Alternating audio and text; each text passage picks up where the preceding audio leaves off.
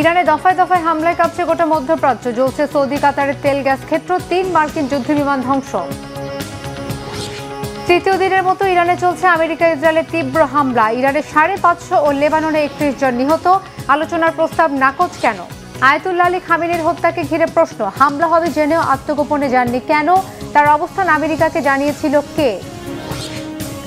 আসসালামু আলাইকুম, দেখছিলেন Bangla vision world news headline. এবারে বিস্তারিত। ইরান জ্বলছে, পূর্বে গোটা মধ্যপ্রাচ্য। বিশ্লেষকদের এমন আশঙ্কাকে সত্যি করে দিয়ে এবার যুদ্ধ সংঘাতের তীব্রতা ছড়িয়ে পড়েছে গোটা অঞ্চলে। ইরানের দফায় দফায় মিসাইল হামলা আর বিস্ফোরণে কেঁপে উঠেছে সৌদি আরব, কাতার, কুয়েত ও সংযুক্ত আরব আমিরাত সহ গোটা মধ্যপ্রাচ্য।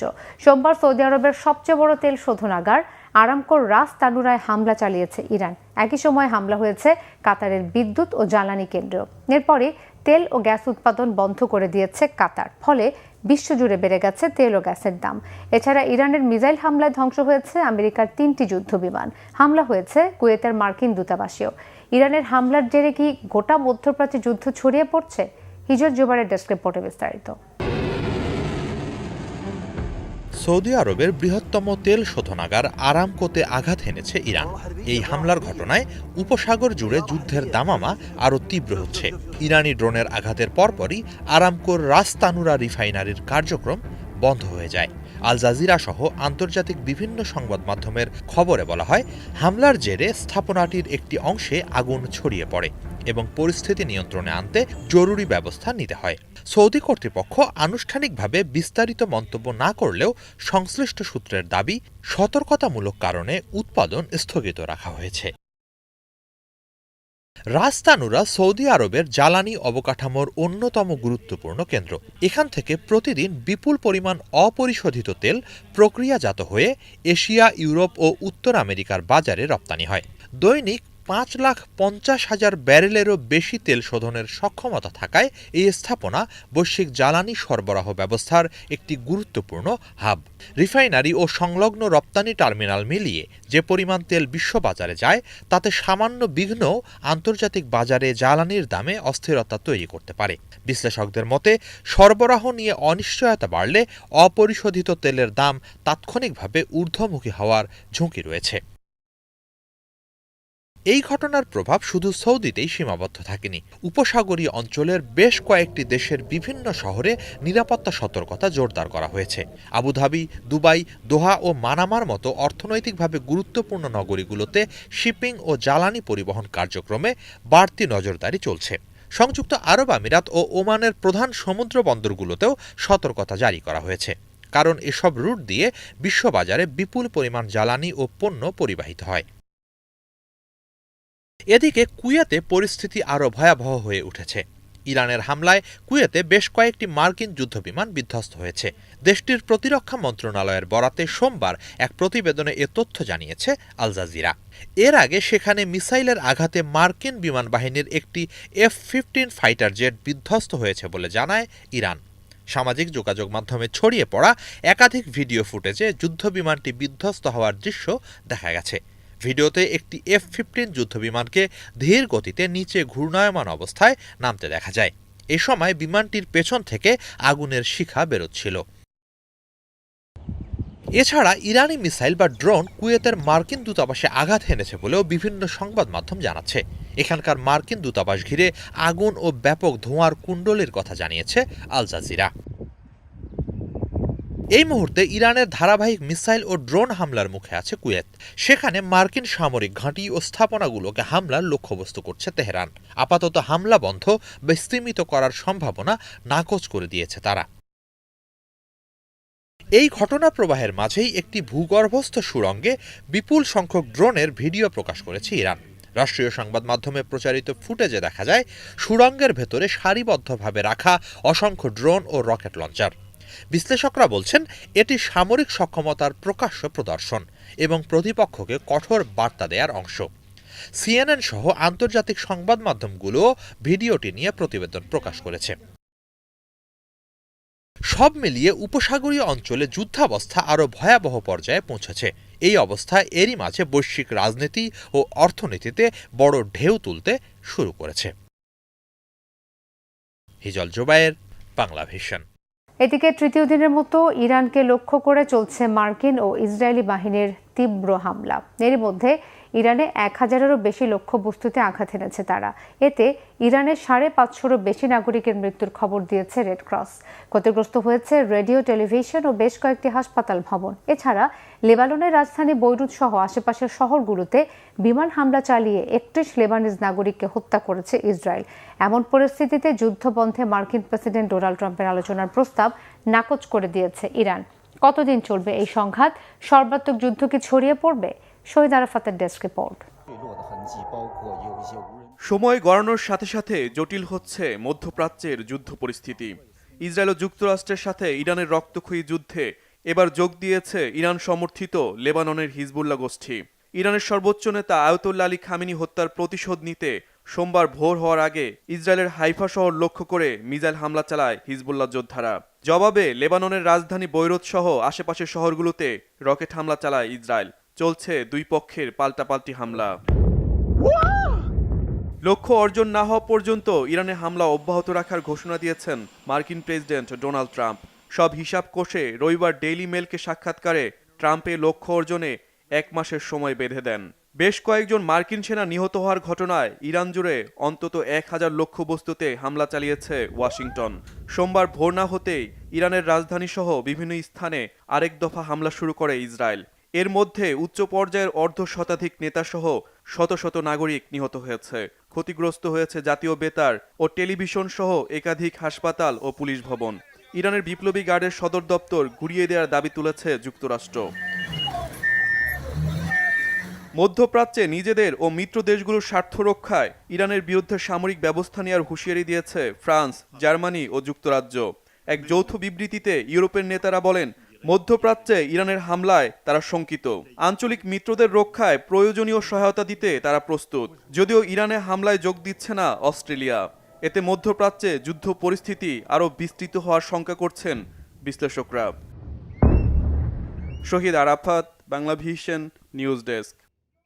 ইরানের সর্বোচ্চ ধর্মীয় নেতা আয়াতুল্লাহ আলী খামেনিকে হত্যার মাধ্যমে এক ঝটকায় ইসলামী বিপ্লবের আলো নিভিয়ে দেওয়ার অপচেষ্টার পর এ নিয়ে চলছে চুলচেরা বিশ্লেষণ। প্রায় বেশিরভাগ আলোচনায় ঘুরে ফিরে একটাই প্রশ্ন সামনে আসছে, প্রাণনাশের হুমকি জানার পরও কেন সুরক্ষিত অবস্থানে যাননি খামেনি? তাকে এত সহজে অব্যর্থ নিশানায় কিভাবে হত্যা করল যুক্তরাষ্ট্র? ইসরায়েলের জোট বাংকারে যাওয়ার বিষয়টি কি কেবলই শত্রুকে বিভ্রান্ত করার কৌশল ছিল? বিস্তারিত মেহরাব হোসেন খানের ডেস্ক রিপোর্টে। ইরানে ইসলামী বিপ্লব সদা উজ্জীবিত রাখা, আগলে রাখা, অটুট রাখার প্রক্রিয়ায় অনেকটা হৃৎপিণ্ড ছিলেন দেশটির সর্বোচ্চ নেতা আয়াতুল্লাহ আলী খামেনি। ইসলামিক বিপ্লব পরবর্তী টানা 37 বছর সরকার, সেনাবাহিনী আর জনগণের উপর একচ্ছত্র আধিপত্যের অনন্য গুণাবলীর জন্য ছিলেন চিরশত্রু ইসরায়েল আর বৈরী পশ্চিমা দেশের নিশানায়। 2023 সালের জুনে ইসরায়েলের সাথে 12 দিনের রক্তক্ষয়ী যুদ্ধের পরই তাঁকে হত্যার গুরুতর ঝুঁকি বেড়েছে এমন নয়। রাগঢাক না রেখে প্রকাশ্যে বিশ্ব নেতাদের হুমকিও পেয়েছেন নিয়মিত। গুরুতর হুমকির পরও সুরক্ষিত অজ্ঞাতবাসে না গিয়ে তেহরানে নিজ কার্যালয়ে কেন ছিলেন খামেনি? তাহলে কি প্রাণনাশের আশঙ্কা আমলে নেননি, নাকি আড়ালে ভিন্ন কাহিনী? ফেব্রুয়ারির শেষ দিন তেহরানের সময় সকাল 9:40 প্রচণ্ড বিস্ফোরণে কেঁপে ওঠে আলী খামেনির কার্যালয়। একের পর এক গোলার আঘাতে কংক্রিটের কাঠামোতে চাপা পড়েন ইসলামী বিপ্লব আর মধ্যপ্রাচ্যের দেশে দেশে প্রতিরোধ আন্দোলনের উজ্জীবনী আলোকবর্তিকা অনুসরণীয় নেতা, পশ্চিমা আধিপত্যবাদের বিরুদ্ধে নির্ভীক সরব কণ্ঠ আলী খামেনি। ইসরায়েল আর যুক্তরাষ্ট্রের চোখে মোস্ট ওয়ান্টেড আলী খামেনি ওই সময় সেখানেই অবস্থান করবেন। সুনির্দিষ্ট এমন তথ্য কিভাবে শত্রুর হস্তগত হলো? পশ্চিমা বিশ্লেষকরা বলছেন, মাসের পর মাস খামেনির উপর সূক্ষ্ম নজরদারি চলছিল। তার প্রতিদিনের কর্মসূচির হালনাগাদ তথ্য সংগ্রহে পরীক্ষিত কৌশলের প্রয়োগ করা হয়েছে। গত বছরের জুনে ইরানের পরমাণু বিজ্ঞানীদের বেছে বেছে হত্যার ক্ষেত্রে ফোন আলাপ ট্র্যাক করাই শুধু নয়, তাদের নিরাপত্তারক্ষীদের উপর নজরদারি আর যোগাযোগের ডিভাইস হ্যাক করেছিল ইসরায়েলের গোয়েন্দারা। সামাজিক মাধ্যম ট্রুথ সোশ্যালে ট্রাম্পের বক্তব্যেও খামেনির ওপর দীর্ঘ নজরদারির বিষয়টি উঠে এসেছে। শনিবার সকালে তেহরানের কেন্দ্রস্থলে একটি কমপ্লেক্সে খামেনির সাথে ইরানের শীর্ষ কর্মকর্তাদের অন্তত 3 দফা বৈঠক হবে। মার্কিন গোয়েন্দা সংস্থা সিআইএ এমন খবর পাওয়ার পর ইসরায়েলের গোয়েন্দাদের সাথে এই তথ্যের বিনিময় আর সমন্বয় করে হামলার সময় নির্ধারণ করা হয়। সিদ্ধান্ত হয় রাতে নয়, হামলা হবে সকালে। তাছাড়া সকালে হামলা স্বাভাবিক না হওয়ায় ইরানকে অপ্রস্তুত অবস্থায় চমকে দিয়ে সুযোগ নেওয়ার বিষয়টিও গুরুত্ব পেয়েছে। খামেনির কার্যালয় লক্ষ্য করে অন্তত 30টি দূরপাল্লার ক্ষেপণাস্ত্র আর বোমা নিক্ষেপের তথ্য the new York Times, the Wall Street journal, রয়টার্সের মতো সংবাদ মাধ্যমে উঠে এসেছে। মার্কিন আর ইসরায়েলের কর্মকর্তাদের তথ্যের ভিত্তিতে জানানো হয়েছে, খামেনিকে হত্যার মিশনে অংশ নেওয়া যুদ্ধবিমানগুলো ইসরায়েলের সময় ভোর 6টার দিকে উড্ডয়ন করে। সাথে ছিল দীর্ঘপাল্লার নির্ভুল নিশানায় আঘাত হানতে সক্ষম ক্ষেপণাস্ত্র। ঘাঁটি থেকে উড়ানের 2 ঘন্টা 5 মিনিট পর যুদ্ধবিমান থেকে ছোড়া ক্ষেপণাস্ত্রগুলো খামেনির কমপ্লেক্সে আঘাত হানে। ক্ষেপণাস্ত্রের ধরনই বলে দেয় দূরত্ব বজায় রেখে দূর থেকে হামলা চালিয়েছে বিমানগুলো। কমপ্লেক্সের একটি ভবনে জাতীয় নিরাপত্তা কর্মকর্তারা আর পাশের ভবনে ছিলেন খামেনি। হামলার সময় বোমার সংখ্যা আর এর শক্তিমত্তায় এও ধারণা করা হচ্ছে সে সময় খামেনির বাংকারে থাকার সম্ভাবনা অমূলক নয়। তাই খামেনি তার নিরাপত্তার বিষয়ে একেবারে যে উদাসীন ছিলেন এমন গুঞ্জনও বিতর্কের ঊর্ধ্বে নয়। Mehrab Hussain Khan, Bangla Vision, news desk. যুক্তরাষ্ট্রের টেক্সাস অঙ্গরাজ্যে বন্দুক হামলায় 3 জন নিহত হওয়ার ঘটনায় সন্ত্রাসবাদের যোগসাজশ পেয়েছে যুক্তরাষ্ট্রের কেন্দ্রীয় গোয়েন্দা সংস্থা এফবিআই। সন্দেহভাজন হামলাকারী এন্ডিয়াগা ডায়াগনে আমেরিকান নাগরিক হলেও তার জন্ম মূলত সেনেগালে। এর আগে স্থানীয় সময় শনিবার মধ্যরাতের পর টেক্সাস অঙ্গরাজ্যের অস্টিন শহরে একটি বারের কাছে এই গোলাগুলি ঘটে। পুলিশের বরাত দিয়ে রয়টার্স জানিয়েছে, বারের পাশে দাঁড়িয়ে থাকা কয়েকজনকে লক্ষ্য করে প্রকাশ্যে গুলি ছোড়ে হামলাকারী। এতে 2 জন নিহত এবং 14 জন আহত হয়। আহতদের মধ্যে 3 জনের অবস্থা গুরুতর। হামলার পরপর একটি গাড়িতে করে পালিয়ে যাওয়ার চেষ্টা করে হামলাকারী। পরে শহরের মধ্যবর্তী স্থানে পুলিশের প্রতিরোধের শিকার হয়। ওই সময় হামলাকারী ও পুলিশের মধ্যে গুলি বিনিময় হলে হামলাকারী নিহত হয়। তদন্তের স্বার্থে হামলার কারণ নিয়ে বিস্তারিত কিছু জানায়নি পুলিশ। ইরানের সর্বোচ্চ নেতা আয়াতুল্লাহ আলী খামেনির মৃত্যুর পর মধ্যপ্রাচ্য পরিণত হয়েছে এক জ্বলন্ত আগ্নেয়গিরিতে। অনেকের মতে ইরানের মার্কিন হামলা একটি অসাংবিধানিক পদক্ষেপ, যা অভ্যন্তরীণ রাজনীতিতে ট্রাম্পের ওপর চাপ আরও বাড়িয়ে দিচ্ছে। বিশেষজ্ঞরা সতর্ক করেছেন যে অতীতে ইরাক বা লিবিয়ার মতো দেশে এই কৌশল বড় ধরনের মানবিক বিপর্যয় ও দীর্ঘমেয়াদী অস্থিরতা তৈরি করেছিল। ইরানের ক্ষেত্রেও একই ঘটনার পুনরাবৃত্তি হওয়ার ঝুঁকি অনেক বেশি। বিস্তারিত মীর ফজলে রাব্বির ডেস্ক রিপোর্টে। মুহুর্মুহু হামলায় প্রকম্পিত হচ্ছে ইরানের মাটি।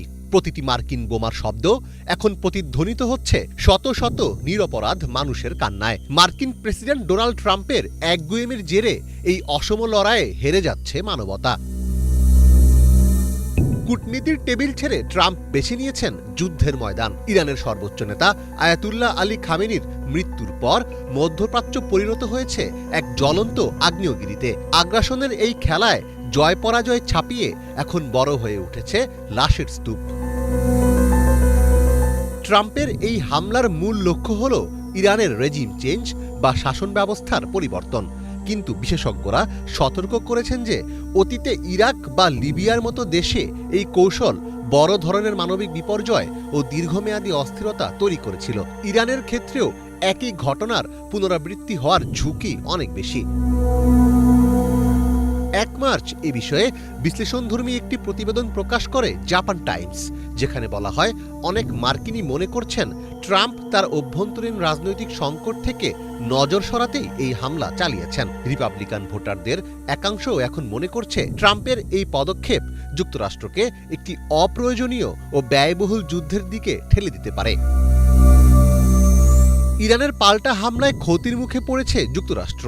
এখন পর্যন্ত 3 জন মার্কিন সেনা নিহত ও 5 জন সেনা গুরুতর আহতের খবর নিশ্চিত করেছে যুক্তরাষ্ট্রের সেন্ট্রাল কমান্ড। মার্কিনীদের অনেকে শুরু থেকেই মধ্যপ্রাচ্যে এই ধরনের ভিনদেশি সামরিক অভিযানের বিরোধী ছিল, কারণ ট্রাম্প নির্বাচনী প্রচারণার সময় এই ধরনের যুদ্ধ না করার প্রতিশ্রুতি দিয়েছিলেন। যদি মার্কিন সেনাদের মৃত্যু বা আহতের সংখ্যা বাড়তে থাকে তবে ট্রাম্পের সমর্থকেরাও বেঁকে বসতে পারে বলে মনে করছেন বিশ্লেষকেরা। হামলা শুরু হওয়ার সময়ই মার্কিন প্রেসিডেন্ট পরিষ্কার করে বলেছিলেন যে আমেরিকানদের হতাহত হওয়ার সম্ভাবনা রয়েছে, তবে এত দ্রুত যে ক্ষয়ক্ষতি হবে সেটা বোধহয় কেউ আশা করেনি। বাস্তব সত্য হলো, যুদ্ধের প্রথম দিনে সবার মধ্যে একটা উদ্দীপনা থাকে, মানুষ বেশ উত্তেজিত থাকে, কিন্তু যুদ্ধ যত দীর্ঘস্থায়ী হবে এবং আমেরিকার পক্ষে নিহতের সংখ্যা যত বাড়বে, ট্রাম্পের জন্য জনসমর্থন ধরে রাখা ততটাই কঠিন হয়ে পড়বে। চলমান যুদ্ধের জেরে বিশ্ববাজারে তেলের দাম অস্বাভাবিকভাবে বেড়ে যাওয়ার আশঙ্কা তৈরি হয়েছে। হরমুজ প্রণালী দিয়ে বিশ্বের বড় অংশের তেল পরিবহন হয়। সেখানে ইরানের অবরোধ বিশ্ব অর্থনীতির জন্য একটি বড় চ্যালেঞ্জ হিসেবে দেখা দিয়েছে বলে মনে করছেন এই বিশেষজ্ঞ। উপসাগরীয় দেশগুলোতে থাকা মার্কিন সেনা ও স্থাপনার উপর ইরান যেভাবে আক্রমণাত্মক হামলা চালিয়েছে তা আমাকে সহ অনেককেই অবাক করেছে। এমনকি তারা সেসব দেশের বেসামরিক অবকাঠামোতেও আঘাত হানছে। এর সাথে যদি তেলের বাজারে অস্থিরতা এবং মূল্য বৃদ্ধি যোগ হয় তবে পরিস্থিতি সামাল দেওয়া আরও অনেক বেশি চ্যালেঞ্জিং হয়ে পড়বে। অনেক বিশেষজ্ঞ ও আইনি বিশ্লেষক মনে করেন ট্রাম্প কংগ্রেসের কোনো পূর্ব অনুমোদন বা ওয়ার পাওয়ার রেজুলেশন অনুসরণ না করেই এই হামলা চালিয়েছেন। মার্কিন সংবিধান অনুযায়ী যুদ্ধ ঘোষণার ক্ষমতা কেবল কংগ্রেসের। ফলে অনেকের মতে এটি একটি অসাংবিধানিক পদক্ষেপ যা অভ্যন্তরীণ রাজনীতিতে ট্রাম্পের ওপর চাপ আরও বাড়িয়ে দিচ্ছে। মীর ফজলে রাব্বি, বাংলা ভিশন। উত্তর আফ্রিকার দেশ আলজেরিয়ায় মুসলিমরা যথাযথ ভাবগাম্ভীর্যের মধ্য দিয়ে উদযাপন করছে পবিত্র রমজান। দেশটির প্রায় 95% জনগণ মুসলমান। রমজান উপলক্ষে চলে ব্যাপক প্রস্তুতি। ইফতার শুরু হয় খেজুর ও দুধ দিয়ে, সাথে থাকে চোরবা, ফ্রিক, বৈরেক, আলজেরিয়ান হারিরা। সাহারি নাইটসে পরিবেশন হয় খেজুর, ডেলগেট, নাওর ও ঐতিহ্যবাহী খাবার। মসজিদে মসজিদে ইফতার ও সাহারি চলে গভীর রাত পর্যন্ত। মাহে রমজানে আলজেরিয়ানরা মগ্ন থাকেন আত্মশুদ্ধি ও আল্লাহর নৈকট্য লাভের চেষ্টায়। হাফিজুল ইসলামের ডেস্ক রিপোর্ট। উত্তর আফ্রিকার মুসলিম দেশ আলজেরিয়া। দেশটির মোট জনসংখ্যার প্রায় 95%ই মুসলমান। ইসলাম ধর্মের পবিত্রতম মাস রমজান এখানে উদযাপন করা হয় উৎসবমুখর পরিবেশে। রমজানকে স্বাগত জানাতে দেশটিতে চলে ব্যাপক প্রস্তুতি। অতিথিপরায়ণ আলজেরিয়ানরা ইফতার শুরু করেন খেজুর ও দুধ দিয়ে, সাথে থাকে ভেড়ার মাংস, টমেটো, তাজা সবজি দিয়ে তৈরি স্যুপ, চোরবা ফ্রিক, পুরভর্তি রোল, বৌরেক, আলু, সবজি, মাংস দিয়ে তৈরি দোলমা। ইফতার দস্তরখানে থাকে আলজেরিয়ান হারিরা। কখনো দেখা মেলে এপ্রিকট, কিশমিশ, আপেল, নাশপাতি সহ বিভিন্ন ফলের সাথে মাংস, মশলা ও কমলা ফুলের পানি দিয়ে রান্না করা তাজিন বারকাউক। রমজানের আরেক জনপ্রিয় খাবার জালাবিয়া, চালের গুঁড়া দিয়ে তৈরি পুডিং, হালাওয়াত, তুর্ক এখানকার ইফতারের নিয়মিত আইটেম। মাহাল্লা বা রুটি, বাকলাওয়া, কাতায়েফের মতো মিষ্টি জাতীয় খাবার তো থাকেই। সাহরি নাইটস দেশটির জনপ্রিয় রমজান ঐতিহ্য। সেহরির আয়োজনে পরিবেশন করা হয় আলজেরিয়ান খেজুর, ডেলগেট, নাওর, সাথে থাকে হরেক রকম ঐতিহ্যবাহী খাবারের পদ। মসজিদে মসজিদে ইফতারের পাশাপাশি থাকে সেহরির ব্যবস্থা। রমজানে মসজিদগুলো খোলা থাকে গভীর রাত পর্যন্ত। মাহে রমজানে প্রকাশ্যে খাওয়া দাওয়া অপরাধ মনে করে আলজেরিয়ান মুসলমানরা। ভূমধ্য সাগরের তীরবর্তী দেশ আলজেরিয়ায় ইসলাম আসে 7ম শতকের শেষ ভাগে। মাহে রমজানে আত্মশুদ্ধি আর আল্লাহর নৈকট্য লাভের মধ্য দিয়ে পরকালীন শান্তি অর্জনে মশগুল থাকেন দেশটির মুসলমানরা। হাফিজুল ইসলাম, বাংলা ভিশন। মালয়েশিয়ার তেরেঙ্গানু রাজ্যের অন্যতম দর্শনীয় স্থাপত্য হল ক্রিস্টাল মসজিদ। আধুনিক স্থাপত্যশৈলী ও ইসলামী ঐতিহ্যের অপূর্ব সংমিশ্রণে নির্মিত এই মসজিদটি দর্শনার্থীদের মুগ্ধ করে প্রতিনিয়ত। স্বচ্ছ কাঁচ ও স্টিলের কাঠামোর কারণে এটি আলোর প্রতিফলনে ঝলমলে হয়ে ওঠে। দেশে দেশে মসজিদের আজকের পর্বে থাকছে মালয়েশিয়ার ক্রিস্টাল মসজিদ। মালয়েশিয়ার তেরেঙ্গানু রাজ্যের অন্যতম আকর্ষণীয় স্থাপত্য নিদর্শন হল ক্রিস্টাল মসজিদ। এটি কুয়ালা তেরেঙ্গানুর ওয়ানম্যান আইল্যান্ডে অবস্থিত এবং আধুনিক স্থাপত্যশৈলীর এক অনন্য উদাহরণ হিসেবে বিবেচিত। 2008 সালে উদ্বোধন হওয়া এই মসজিদটি মালয়েশিয়ার রাজা তুয়ানকু মিজান জাইনাল আবেদিন কর্তৃক আনুষ্ঠানিকভাবে উদ্বোধন করা হয়। এটি মূলত ইসলামী সভ্যতার প্রতীকী প্রতিফলন ঘটানোর জন্য নির্মাণ করা হয়েছিল এবং বিশ্বের অন্যতম সুন্দর মসজিদ হিসেবে পরিচিতি পেয়েছে। মসজিদটি ইসলামী সভ্যতা পার্কের অন্তর্ভুক্ত, যেখানে আরও বেশ কিছু ঐতিহাসিক ও বিখ্যাত মসজিদের প্রতিরূপ নির্মাণ করা হয়েছে। ক্রিস্টাল মসজিদের স্থাপত্যশৈলী অত্যন্ত ব্যতিক্রমী এবং আধুনিক প্রযুক্তির সংমিশ্রণে নির্মিত। এই মসজিদে স্টিল ও কাচের সংমিশ্রণে এক অত্যাশ্চর্য সৌন্দর্য সৃষ্টি করা হয়েছে। এর পুরো কাঠামো ঝকঝকে কাচের তৈরি হওয়ার কারণে এটি সূর্যের আলোয় উজ্জ্বল হয়ে ওঠে এবং রাতের বেলা চমৎকার আলোকসজ্জার মাধ্যমে এক অপূর্ব দৃশ্য উপস্থাপন করে। মসজিদের প্রধান গম্বুজটি সোনালী রঙের এবং প্রতিটি মিনার রূপালী রঙের কাচ দ্বারা আবৃত, যা প্রতিফলিত আলোয় এক ভিন্ন মাত্রার সৌন্দর্য এনে দেয়। মসজিদের অভ্যন্তরীণ স্থাপত্য অত্যন্ত শৈল্পিকভাবে নির্মিত।